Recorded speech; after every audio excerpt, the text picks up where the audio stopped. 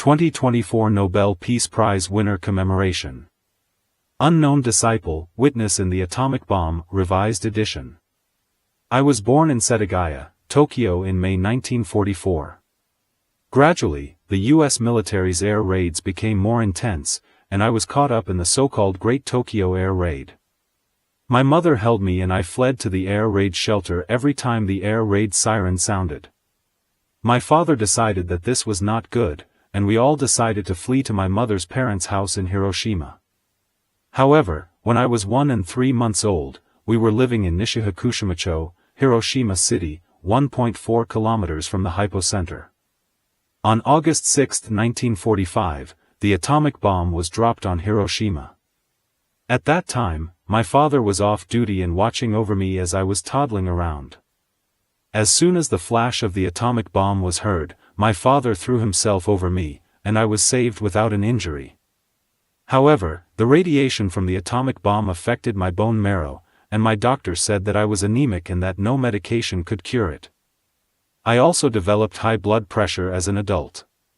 Furthermore, when my mother carried me to her parents' house in the suburbs of Hiroshima, I was exposed to the so-called black rain that contained radioactive ash.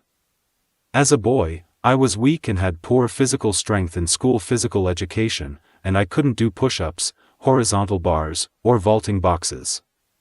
I was always last in marathon competitions, and I couldn't swim long distances, and I could only swim 25 meters. I always had the worst results in physical education classes.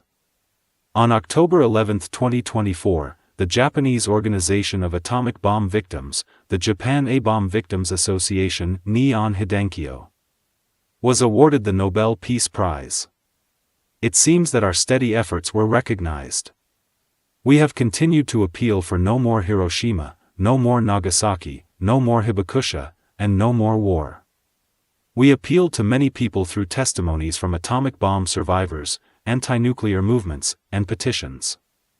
The world is currently facing war, and leaders are threatening to use nuclear weapons. The atomic bomb survivors are living proof that if nuclear weapons are used, humanity will be wiped out. They are not even willing to listen.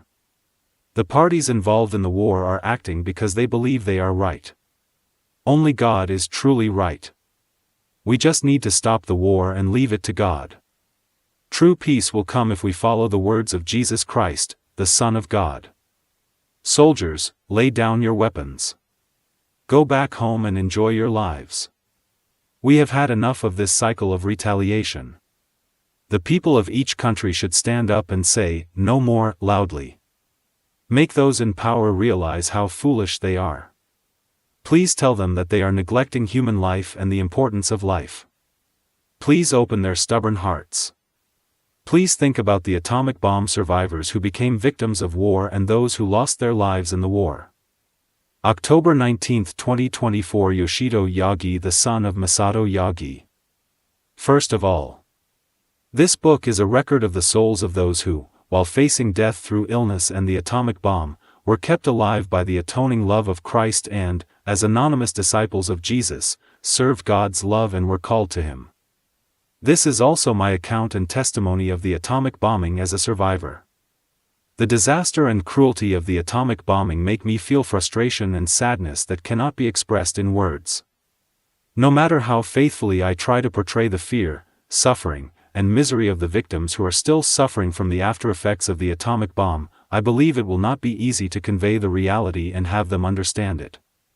Nevertheless, I felt compelled to write this book because the atomic bomb is an issue that concerns the essence of war and peace and has important issues that must be pursued in human solidarity. I would be happy if this book could be used for God's service as a testimony to those who are exposed to the nuclear crisis in a devastated society that the gospel of the Bible is the foundation of our lives. June 10, 1984 Masato Yagi. Witness in the Atomic Bomb. Prologue. The atomic bomb continues to this day.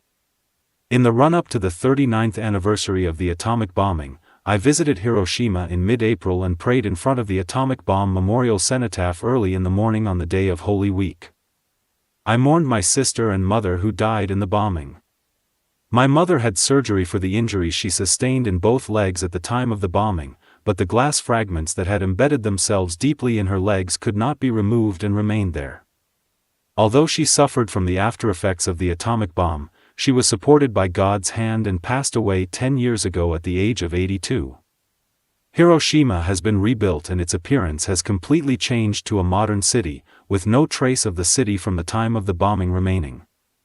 However, the scars of the atomic bomb still live vividly in the minds and bodies of the atomic bomb survivors. The scars of the bombing still make the survivors fear the fear and anxiety of death, and impose many problems on their lives. Needless to say, the heartfelt wish of the survivors, who are devastated by the inhumanity and cruelty of nuclear weapons, is to take up this mistake, which must never be repeated, as a common problem for all mankind, and to abolish nuclear weapons altogether and establish permanent peace. However, as the memory of the atomic bomb fades, the danger and threat of human alienation and nuclear war are increasing, in contrast to the economic growth and prosperity of a peaceful Japan. As the atomic bomb dome fades, the movement to eliminate nuclear allergies is progressing, the photos of the atomic bombing at the World Expo site are being removed, and the horror of the atomic bomb is disappearing from textbooks. The only way to prevent the atomic bombing from fading and being buried is to continue telling, writing, and reading. The dwindling number of atomic bomb survivors must resist fading and dig up their original experiences, show a strong desire for peace through the tragedy of the atomic bomb, and pass on their experiences for the future of humanity. Records of the atomic bomb must not be limited to the recollection and transmission of the tragic past, and lose sight of the essential issues. They must allow people of all generations, both survivors and non-survivors, to turn their attention from the cruelty of the atomic bomb and the tragedy of war to the essence of war. This must be understood in the context of returning to the origins of the atomic bomb. It is time that we return to the origins of the atomic bomb. We must recall what God is trying to ask through the atomic bomb. What is being asked in the misery and cruelty of the atomic bomb? And what must we respond to? I would like to return to the origins of the atomic bomb and, by digging into it again, explore the true nature of war, and from deep reflection, pursue what it means to be a human being and how we should live, and share my original experience, hoping to use it as a starting point for a true peace movement. 1. Avoiding the ravages of war. It was on March 10, 1945 Showa 20 that I decided to move my family to Hiroshima. At the time, I was living in Sakurajosui, Setagaya Ward, and was mobilized to a munitions factory in Akabane, leading students from Saigakan Junior High School, where we were exposed to the danger of B-29 bomber attacks every day. In mid-May 1939 Showa 14, when the Second Sino-Japanese War was already in full swing, I received my conscription notice in Hiroshima, was assigned to an infantry unit as a replacement soldier, and was sent to central China. I fell ill during the fighting, was transferred from one field hospital to another, and was sent back to the mainland without receiving adequate treatment. In October 1940, I was returned to my original unit, the 49th Kafu Regiment, from the Army Hospital in Sakai, Osaka, and was discharged in the same month due to illness during the war. I returned to the church in Hiroshima and continued to work there while recuperating. After that, I moved to Tokyo as a religious educator and worked at Aoyama Gakuen, and in the year of the Great Tokyo Air Raid, I worked at Saigakan Junior High School. In that year 1945, the Pacific War was already showing signs of terminal illness. Up until that point, air raids had not only been limited to Tokyo, but had been occurring all over the country, with about 60% of the Keihan, Hanshin, and Chukyo regions being burned down. The Great Tokyo Air Raid began at midnight on March 9. Large formations of B-29 bombers scattered and continued to drop incendiary bombs. The fires caused by the rain and hail of the incendiary bombs quickly turned the night sky of the capital red.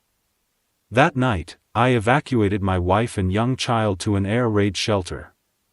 I, dressed in disaster prevention clothing, stood in front of our house with the neighbors, gazing at the burning sky. This area had been evacuated early on, so we escaped the air raid. At dawn, my wife's eyes were bloodshot from lack of sleep and fatigue when she emerged from the shelter, and our young child's face was covered in mud, probably because he had been sucking on his fingers while playing with the soil in the shelter. Seeing this, I made up my mind to leave Tokyo. In one night, 40% of the houses in Tokyo were burned down, and 100,000 people died. The government had already issued orders to evacuate the elderly, infants, and schoolchildren. In the wartime emergency situation, it was sad to say goodbye to the students who had shared the good and bad times with us. We left Tokyo in late March. Trains heading south on the Takedo line were loaded with war victims and evacuees, and there was so much chaos that it was impossible to stand. Fearing attacks by the U.S. Air Force, trains were often forced to stop, and people were terrified. Most of the major cities had suffered damage from air raids.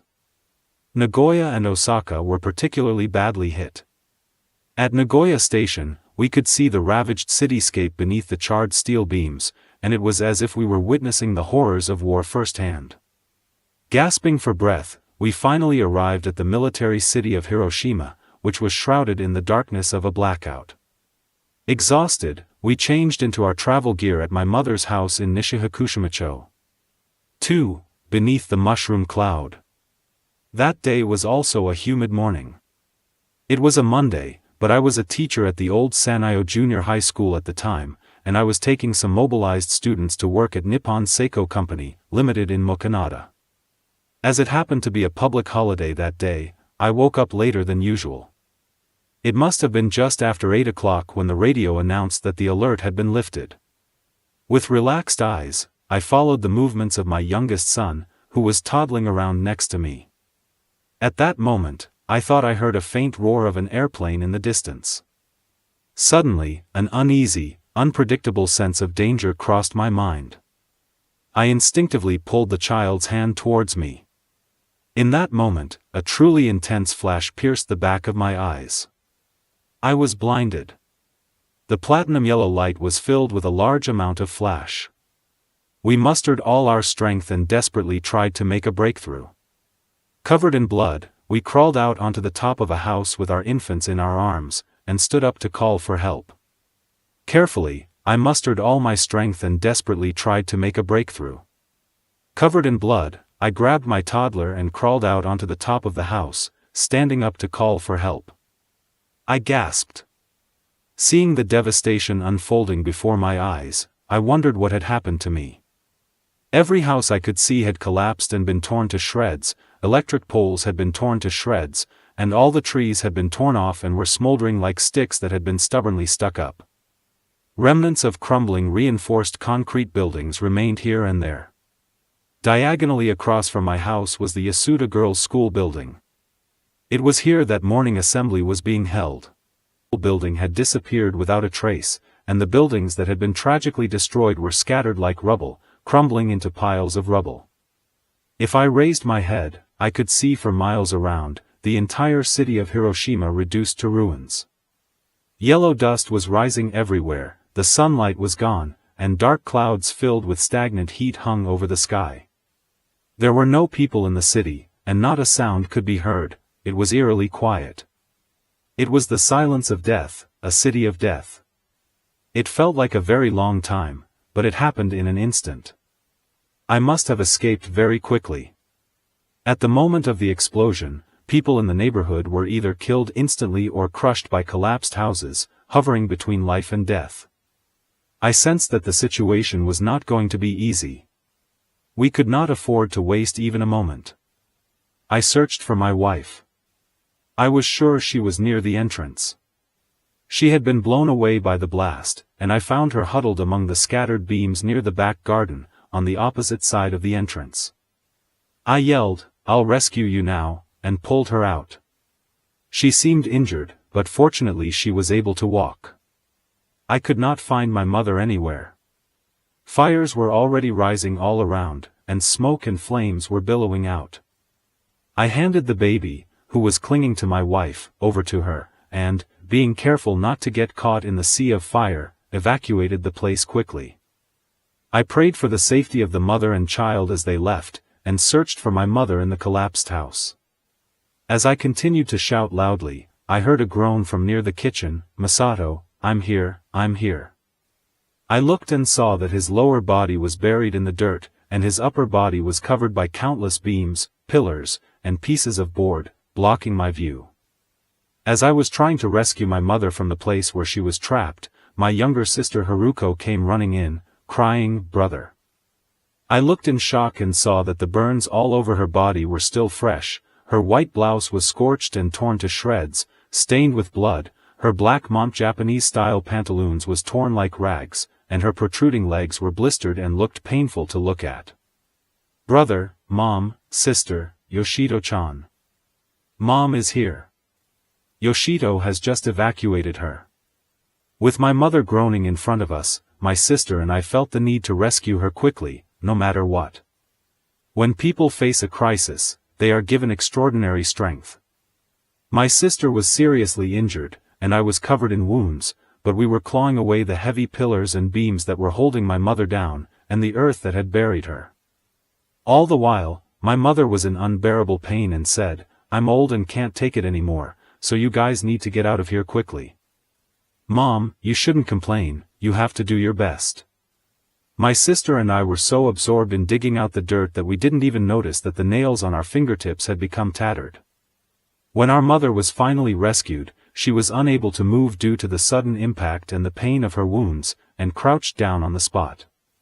Her legs had turned purple from the pressure of the dirt, and thorns from wood and broken glass were piercing her everywhere.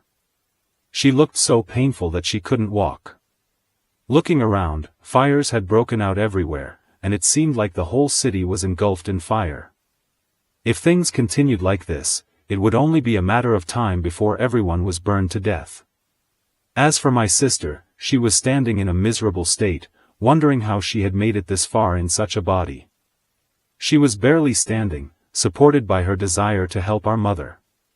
We had to get to a safe place. We had to live. My sister and I had to hold our mother up by her shoulders, forcing her to walk, even though she was in pain. We had barely walked a few steps when the man next door came running out from inside the ruined house and said, "Yagi-san, give me a hand. My wife is lying there. Let me carry her on my back." I ran to her, leaving my mother and sister to wait, but it seems she had been blown away by the blast and suffered a severe blow to her heart. With great difficulty, I was able to put his wife, who had lost consciousness and was in a state of suspended animation, onto the man's back. With tears in his eyes, he repeatedly said, "Thank you," and staggered off into the smoke. When I later met the man again at the sunburnt site, he had found that his wife had died on the way to safety. He thanked me in tears, saying that thanks to Yagi-san he had been able to be with his wife as she died, but when I thought of how he must have felt at having his beloved wife taken from him in this way, I was overcome with an indescribable sadness, and I could not help the anger that welled up inside me toward those who had taken the lives of his loved ones in this way. In silence, we made our way slowly across the burnt gravel of the land, avoiding the fire, toward the bank of the Oda River. Looking back, I saw a crowd of atomic bomb survivors following us. I don't know when or where they had gathered. With pitiful expressions, some had barely made it out of collapsed houses, others had been thrown to the ground and were catching their breath, some had disheveled hair, flesh torn off, and burnt skin dangling, some were naked and wounded, wearing only dirty, tattered clothing, all of whose faces were covered in soot and blood from the blasts and mud, and their eyes were wide open and vacant. No one spoke, and it seemed as if the slaughtered dead had been brought back to life and were continuing their death march. Suddenly, a naked boy of about 10 years old wearing a hoodie jumped out from the roadside where collapsed houses were scattered, which seemed to be a street corner, and stood in front of me, clasping his hands and desperately pleading. In the direction the boy is pointing, mountains of collapsed houses are smoking. I want to save him. The boy is staring at me. I would like to help him if there was time. The crisis is upon us. The steps of the seriously injured who had lost their way and were following me made the situation worse, making it even more difficult to escape from the dead city raging with flames. The boy was about to run back. We must not kill this boy either. I told him, crying. In this situation it was no longer possible to rescue his mother. I explained to him briefly that if they did not escape as quickly as possible, the boy and the dozen or so other victims here would all burn to death. Say goodbye to your mother here, and live for your mother's sake. Thinking of the boy's sorrowful feelings, I could not help but cry at his heartbreak. The boy ran back under my arm, but stopped midway, turned to the collapsed house where his mother was trapped, put his hands together, and ran back again, following me. When I thought of the life and death of a parent and child torn apart under such circumstances, I was speechless. Every time August 6th comes around, the image of the sad boy that day comes to mind, with a shadow of self-blame and regret that there was nothing that could be done. The boy who escaped with us that day is now a man of over 40 years old. He must be facing this day with a heart-rending feeling of sorrow and lamentation caused by the war. We finally escaped to the bank of the Oda River. But the Sanja Bridge had collapsed. Looking upstream, the National Railway bridge connecting Hiroshima and Yokogawa had not fallen, but the sleepers were smoldering and fires were rising here and there. If we escaped this far and headed towards Nagatsuka, which was thought to be a safe area, we had to cross this iron bridge. My mother said she couldn't move any further. I encouraged her, saying that we would be safe if we crossed this bridge, and my sister and I took her hands and put our arms around her shoulders as we crossed the smoldering iron bridge. 3. A dying angel. Having barely made it across the iron bridge, we collapsed onto the sand on the riverbank at Oshiba Park. It must have been around noon. From the other side of the riverbank, black smoke was billowing up into the sky, and the raging flames lit up the dark sky like a sunset, and the stormy evening covered Hiroshima at midday. The river and the riverside were filled with waves of miserable atomic bomb victims. They crowded together, groaned, and lay down, swept away. The appearance of the bombed soldiers who had escaped from the West Parade Ground was truly horrifying. They had been working, and most of them were nearly naked, and had done their best to get here. Some had collapsed, their skin like rags, others had thrown out their burnt limbs and were crying out in pain. Under normal circumstances, it would be impossible to look directly at such a gruesome group of victims. My wounded body and mind, exhausted from all energy, had become numb. My conscience and good sense had also stopped. In a daze, we huddled together under the pouring black rain. It was an abnormally black rain. The charred corpses formed a clump, linked together and floated and sank down the Oda River. Beside me, a Korean mother was gazing at the surface of the river, crying like a madwoman, wondering if her child had been swept away somewhere. When I came to, I saw my sister was wrapping cloth around the wound on our mother's leg and treating it. I looked over and saw a naked soldier standing there, covered in blood and with exposed skin, his clothes having been burned off by the heat rays. My sister stood up and took the silk kimono that her mother had taken off and offered to him, and draped it over the soldier's naked body. The soldier was overjoyed, with tears in his eyes. He warned my burned sister not to drink the water, as if she did she would die. Facing the river of death, the wounded man regained the reason and goodwill given to him by God. My sister, as if it were her duty, tore off her torn white blouse and used it as bandages to bandage the wounds of the soldiers. She continued to treat 2 or 3 of them, but eventually, exhausted, she collapsed and returned to us, crouching down. Her emaciated face and the burns all over her body were painful to look at. It was as if the flames of a young life had been consumed by the care of the soldiers, just like a dying flame that rose for a moment and then disappeared. It must have been hard, you worked hard. Let's rest here for a while. In response to my words of appreciation, my sister murmured, "Those soldiers are so pitiful." I was amazed at my sister's work, and my heart was warmed by the admiration, while feeling ashamed of myself. At that time, my sister was a nurse at the Hiroshima Prefectural Health Center, and that morning, for some reason, she said she didn't want to go today, and left. On her way to work, she was exposed to the atomic bomb when she stepped onto the train entrance at the Hakushima train stop. She was hit by the intense heat rays and blast and slammed into the road, losing consciousness. When she regained consciousness, the parasol she was holding had been blown away and was no longer visible, and her entire body, except for her head, was burned. She was wearing a white blouse and black mont pants, just like women during wartime. I later learned that black mont pants were the most likely to absorb the radiation of the atomic bomb, and the radiation had penetrated and destroyed her lower body, even down to her bones. She was on a road buried under the rubble of collapsed houses, and her severely injured body, clad in clothes torn by the heat rays and blast. I wanted to take my injured and exhausted mother and sister somewhere and treat them, but they said they couldn't move. I searched the embankment for any vehicle, but there was none. Trucks would occasionally pass by, but they were full of injured people. At that moment, I remembered that there was a branch factory of Nippon Seiko Company, Limited, which was being mobilized, near Gion, upstream of the Oda River. I decided to take her there. It was not far from Oshiba Park where we had rested, but it was dusk when we dragged ourselves to the factory.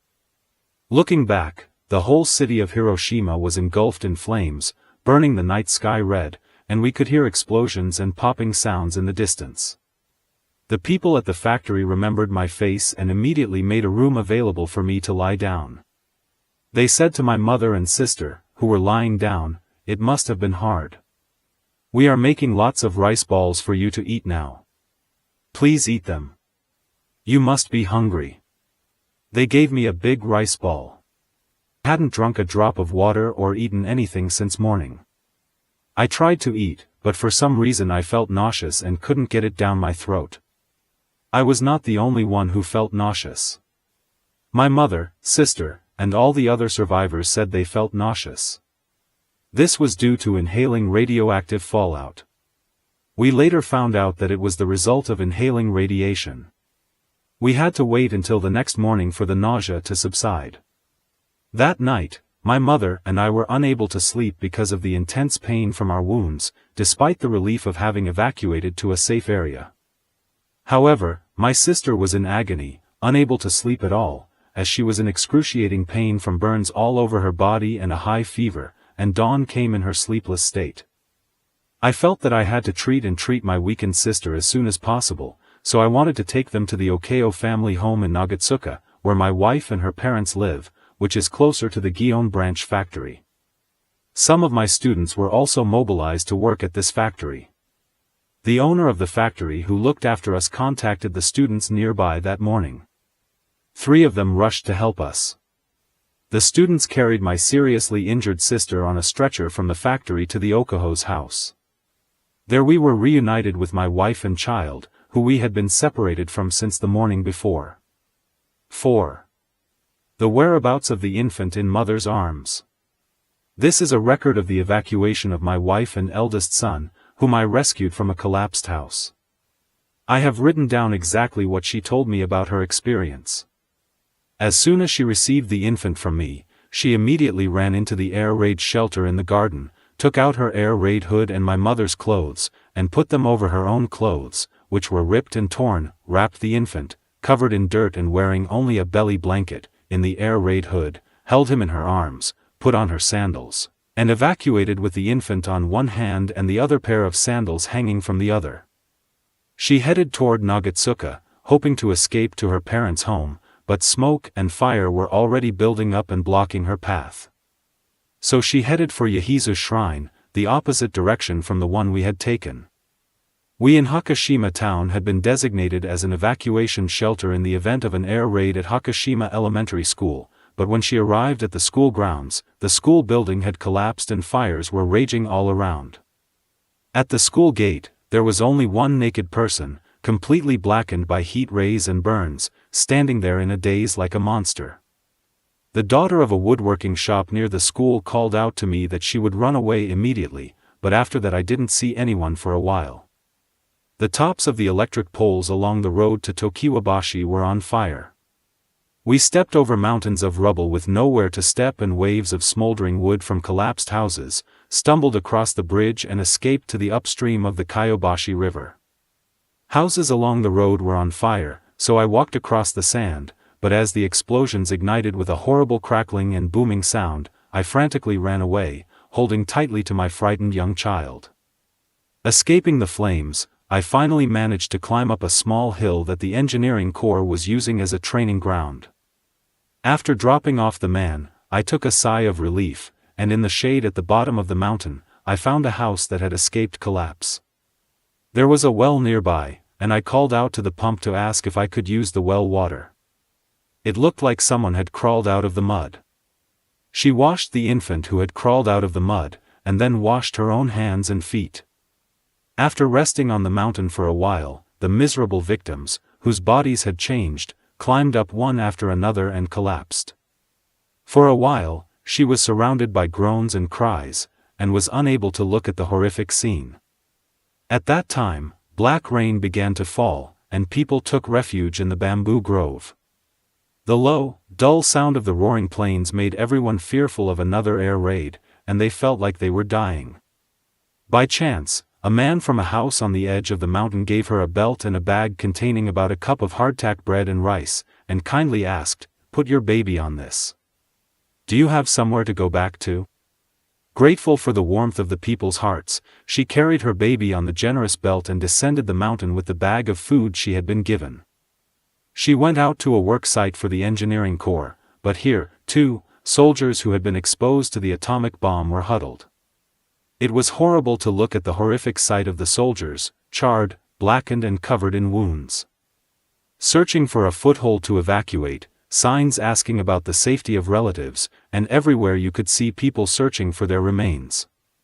At the Okeo family home in Nagatsuka, my younger sister, unable to move, suffering from the pain of burns and a high fever, lay in the agony of radiation sickness, receiving careful nursing care from our mothers while they prayed.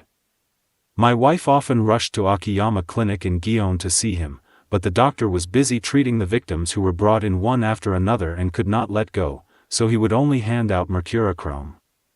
At that time, the widow of Reverend Yamamoto Ryukichi had evacuated from Tokyo to the Okeo family, and the Okeo parents were taking care of her. Mr. and Mrs. Yumida, who had returned from Kure, were also staying with the family. Relying on Mr. Yumida, the wife of an acquaintance of his was exposed to the atomic bomb at Hiroshima Station, and came to the Okeo family with burns to the upper half of her body, and was bedridden. The Okeo family, with so many victims of the bomb, never ceased to show their love and labor. From the third day after the bombing, my sister continued to have a high fever of over 40 degrees every day.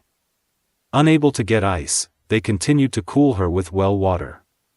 Fortunately, my sister had evacuated to the Okeo family bandages, gauze, absorbent cotton, alcohol, etc. that the health center had entrusted to distribute in case of an emergency, so my mother and I were able to disinfect my sister's whole body with alcohol and treat her wounds by applying mercurochrome. Within a week, the skin on her legs, where the burns were particularly bad, had peeled off, and the wounds had become infected and maggots were crawling out of them, so my mother and I had to use tweezers to pick them off one by one and disinfect them. She had no appetite and could only slurp up porridge. Her condition only worsened, and after about 10 days her fever reached a high of 42 degrees, and her heart weakened day by day. Pastor Yamamoto's widow read the oracle and prayed for her day and night.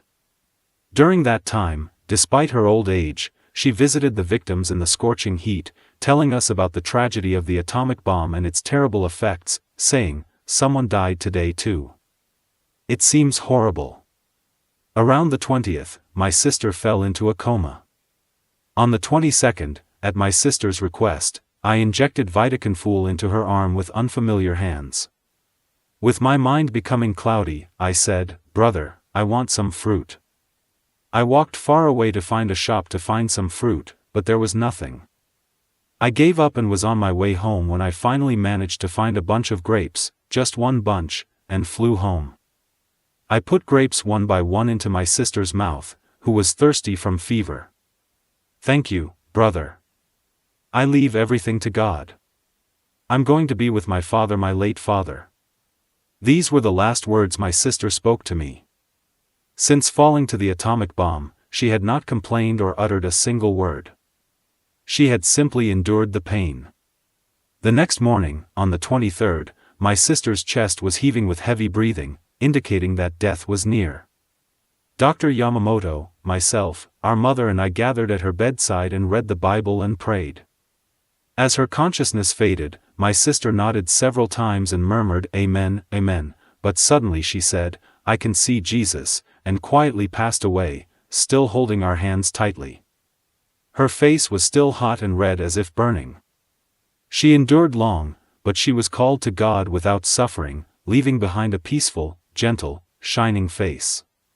She was 24 years old. My younger brother Akira, who was studying at the Naval Accounting School, visited my older sister Mitsuko, who had married and moved to Hamada, in Hamada when he heard the news that Hiroshima had been completely destroyed at the end of the war. When they rushed to the Okao house together, it was 30 minutes after my sister was called home, and they were unable to make it in time for her final moments, and they could only burst into tears. The next day, we held a quiet funeral, and with the help of our neighbors, we carried her body to the mountain behind the Catholic church in Nagatsuka, where we cremated her with our own hands. The next day, my mother, who was in pain, accompanied by my younger brother, left Hiroshima to take my sister's remains and place them in the grave in Yamanashi Prefecture where my father rests. Her name was Haruko. This was the name my father, who was a pastor, gave her. My father wanted to call her Hallelujah.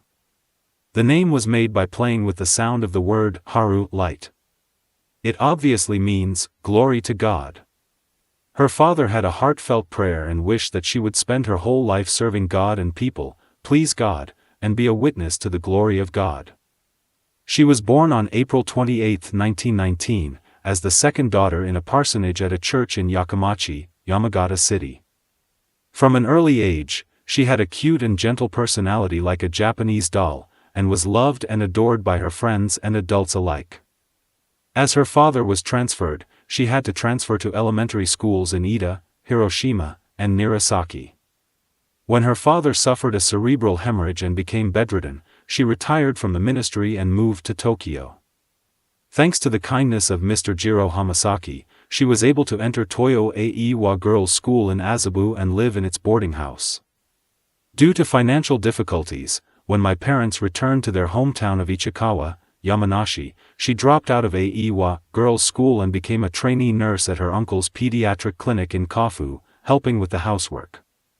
There, she attended nursing school and obtained her nursing qualification. With the help of my father's acquaintance, Christian Mr. Seizo Miyake, she was assigned to the Tamanashima Health Center in Okayama Prefecture, and then transferred to the Hiroshima Health Center. After living apart for several years, we were able to live together with my family on Hakushima in Hiroshima, the year of the atomic bomb. In response to my father's prayer, she confessed her faith and was baptized as a young girl. Her short life was by no means a blessed one in the eyes of the world. When my father fell ill, she helped my mother after his death and supported the family. She carried the cross, served the sick as a nurse, and served her family as a Christian. Amidst the original sin of mankind called war and the cruel devastation of the atomic bomb, she stood at the origin of the gospel and, forgetting herself, served the pain and suffering of the Hibakusha who were wounded and falling to their deaths. In the midst of the atomic bomb, she testified to Christ's redeeming love and was called to reveal the glory of God, as her name suggests. Like a white lily blooming purely and gently at the foot of the cross, she scattered her pure young life, offering it for the glory of God. Truly, Hallelujah Haruko, Amen. 6. The challenges of my original experience and my desire for peace. I was exposed to the atomic bomb at Nishihakushimacho 123, within 1.4 kilometers of the hypocenter. I escaped from under a collapsed house and escaped being burned to death, but I sustained burns to my left arm from the heat rays, bruises all over my body, including my head, and immediately after the bombing I felt fatigued and as if my hands and feet were falling out. I continued to feel nauseous, my hair began to fall out day by day, and I was plagued by malignant tumors all over my body. These A-bomb diseases made me fear death for about 2 years. After that, I seemed to have recovered my health, but within a few years I developed high blood pressure and have been plagued by various illnesses and physical abnormalities ever since. My wife was also diagnosed by a doctor with anemia due to the atomic bomb, and suffered from osteomyelitis in her hands and feet, and often complained of difficulty walking due to the pain. She also suffered from headaches and dizziness of unknown origin, and was often bedridden. A few years ago, she was temporarily diagnosed with leukemia and was forced to be hospitalized. It is estimated that there were about 420,000 people in Hiroshima at the time of the atomic bombing, and documents and surveys suggest that the death toll was more than 200,000, but there is no conclusive evidence to support this. There are about 160,000 survivors, and these survivors continue to complain about the physical abnormalities and mental anguish caused by the atomic bomb, which they have never experienced before, and feel frustrated that no one understands their symptoms. Those who were not directly exposed to the radiation, but entered the hypocenter after the bombing, or were affected by radiation while disposing of the bodies or providing medical care, also developed symptoms of the atomic bomb and died, or developed other after effects of the atomic bomb, and suffered lifelong suffering just like the survivors.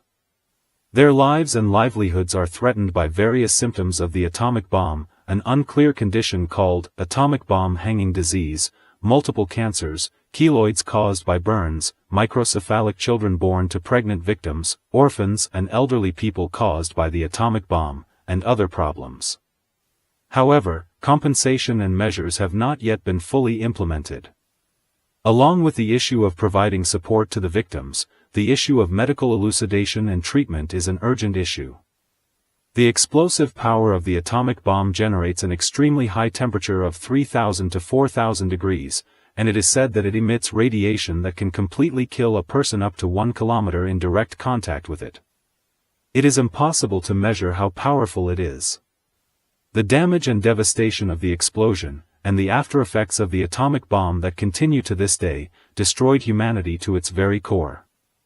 The cruelty of the damage the atomic bomb caused to humanity was truly unparalleled, and the misery is beyond description. Whatever the reason, the inhumanity and cruelty of nuclear weapons can never be justified or tolerated. This, along with the fervent wish of the atomic bomb survivors in particular that such a tragedy must never be repeated, is the starting point of the peace movement. In recent years, a controversy has arisen in Hiroshima over the inscription on the atomic bomb memorial, "Rest in peace, for we will never repeat this mistake."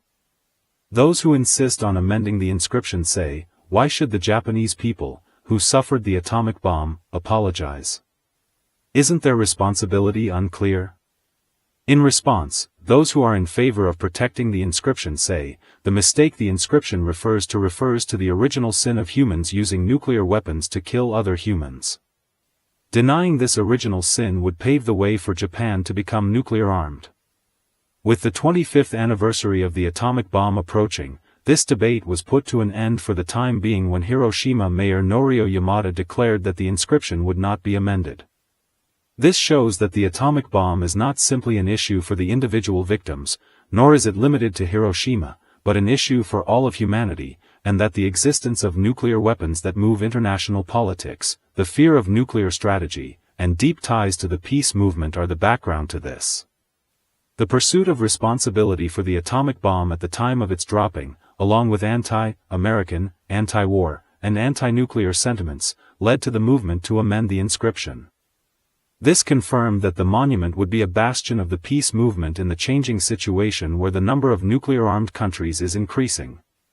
The memorial is an expression of the desire for peace that reflects the voices of ordinary citizens who want to create a great spring that will inspire people to take action against war, even for non-hibakusha. Some say that the issue of responsibility for the bombing will become empty if we pursue responsibility without questioning personal responsibility, that is, that it is not our fault but the other party's fault.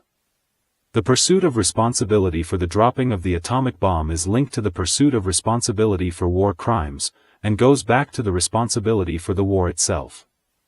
In the case of the atomic bomb, the origins of war are being questioned.